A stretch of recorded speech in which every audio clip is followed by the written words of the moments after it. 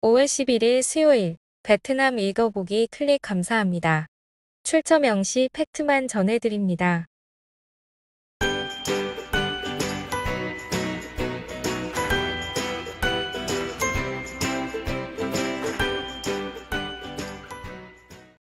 암호화폐 투자자들 앱 삭제 서로 권해.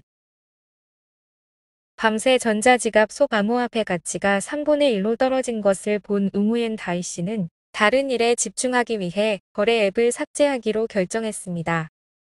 하노이의 암호화폐 투자자인 응우엔 다이 씨는 예전엔 아침에 일어나 가치 변동부터 확인했었는데 지난해 말에는 1000달러가 1500달러까지 오를 때도 있었습니다. 5월 10일 600달러밖에 안 남은 것을 보자 관련 앱을 삭제하고 암호화폐 그룹을 언팔로우했다고 합니다. 최근 베트남에서 암호화폐 관련 앱과 사이트는 매월 수백만 조회수를 올립니다. 트레이딩뷰, 코인마켓캡, 바이낸스 같은 사이트는 400만에서 600만 트래픽이며 바이낸스 거래소 앱은 앱스토어와 플레이스토어에서 금융앱 다운로드 20위 안에 듭니다. 왜 달은 통화 하락할 때 베트남, 동미국 달러 환율 그대로인가? 지난주와 이번 주 외환시장은 기본적으로 베트남, 동미국 달러 환율이 횡보한 반면 국제통화 바스켓의 다른 유력 통화들은 크게 변동했습니다. 베트남 동이 변동 없는 원인은 어디에 있나요?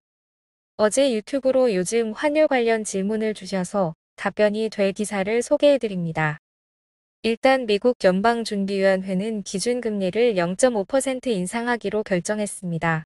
미국 금리를 올리는 것은 인플레이션 대비이기도 하지만 미국 달러가 시중에서 은행으로 몰리면서 자연스럽게 달러 가치도 오릅니다. 그 결과 유로만 0.1% 하락으로 선방했고 영국 파운드는 1.9% 급락, 중국 위안화는 1.1% 하락, 태국 바트화는 0.34% 하락했으나 베트남 동은 거의 변동이 없었습니다. SSI의 분석에 따르면 주 요인은 미 달러의 계속된 공급덕입니다. 22년 4개월간 무역수지 흑자는 25억 달러로 추산되며 외국인 직접 투자 지출액은 59억 달러에 이릅니다. 결국 베트남엔 미 달러가 상대적으로 풍부하기 때문에 환율 피해를 적게 봤다는 이야기입니다. 베트남의 제일 수출 시장이 미국이고 미국에서도 베트남은 9번째 큰 무역 파트너로 양자 관계는 매우 좋습니다. 한국도 최근 계속 원달러 환율이 올라서 1300원까지도 생각해야 한다는 말이 나오네요. 그럼 당연히 베트남 동이 환율에서 5위에 서게 됩니다. 문제는 이 상황이 베트남에게도 좋지만은 않다는 점입니다. 관광업과 수출이 주력인 나라라 한국처럼 외화 가치가 떨어지면 국가 총 수익이 줄어들지요.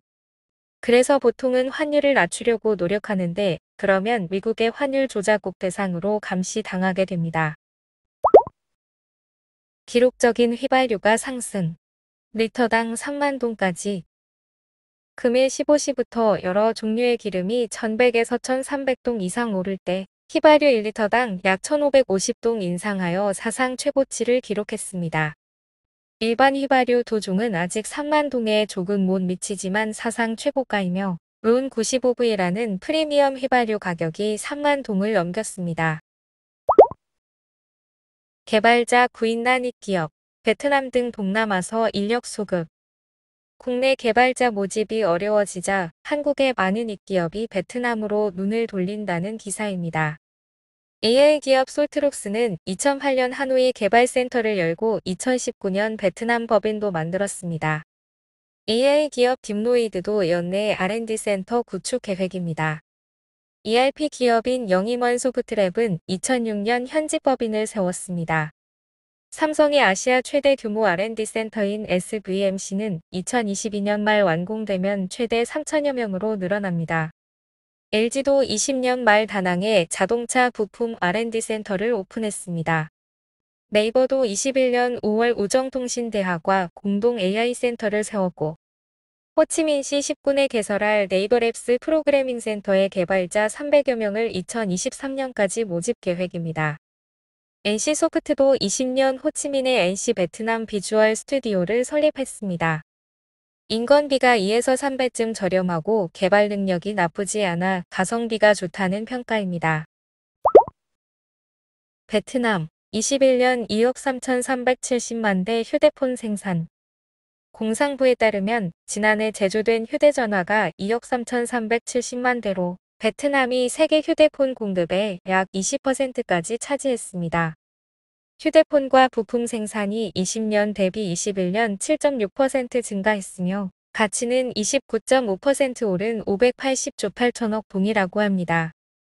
대개는 외국 기업 제품이며 삼성 휴대폰은 생산의 60%가 베트남입니다.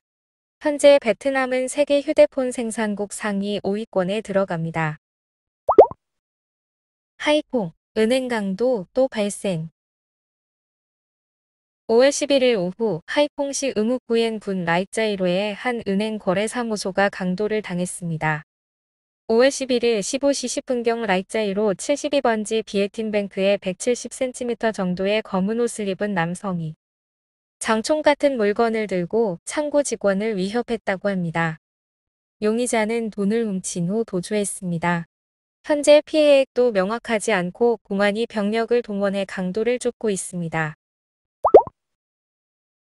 하이퐁의 은행 강도. 이후 나온 전지 사보도에 따르면 레천군 반민 골목에서 오토바이로 한 청년이 가로막자 도주했다고 합니다. 목격자들에 따르면 상당히 날래고 현지에 익숙해 보였다고 합니다. 은행의 초기 보고로는 총으로 위협했지만 빼앗긴 금액은 없다고 합니다.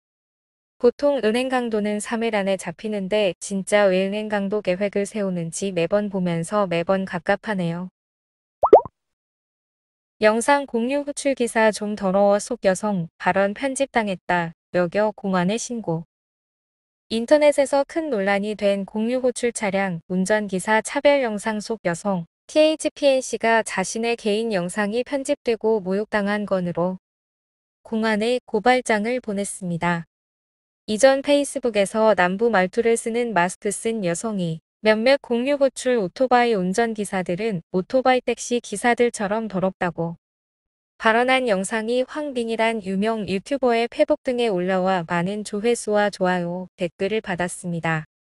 뚜일제와 인터뷰한 당사자 여성 N씨는 영상에 나온 것은 자신이지만 자신의 목소리가 아니라고 합니다. 자신은 회 출신이고 남부 억양으로 말 못한다고 합니다. 3월 4일 N씨는 친구와 함께 달라지에 갔는데 달랏 럼비엔 광장을 걷던 중 한 남자가 길거리 인터뷰를 요청했다고 합니다. 먼저 그 사람이 길거리에 더러운 음식에 대해 질문하고 제가 싫어하는 남자 스타일을 묻고 남부와 북부 남자들을 싫어하는지 물었습니다. 인터뷰 끝나고 저는 친구와 돌아왔고 공유호출 오토바이나 스쿠터 관련된 어떠한 질문도 받지 않았습니다. 라고 합니다. 그녀는 이 영상이 퍼져 많은 사람들이 비난하여 힘들었다고 합니다. 거짓으로 조회수를 모은 영상에 불과하지만 제 인생에 큰 영향을 주었습니다. 페이시 공안은 사건을 접수하여 규정에 따라 처리할 예정입니다. 댓글은 회시 공안이 가해자를 빨리 찾아 SNS를 생각 없이 쓰는 사람들에게 본보기를 보여주길 바란다라고 하네요. 찾아보니 처음 유포한 황민도 사과 영상을 올렸습니다. 다른 주모자가 있는 것인지 모르겠지만 자기는 재미로 올렸을 뿐이고 그녀와 관계없다고 하는데 이제 와서 비겁해 보입니다. 이 사건이 외국인에게도 마스크가 일상화된 상황에서 함부로 인터뷰를 했다간 어떻게 악용될지 모른다는 경각심도 심어주네요. 오늘의 뉴스는 여기까지입니다. 건강하시고 구독, 좋아요로 응원 부탁드려요.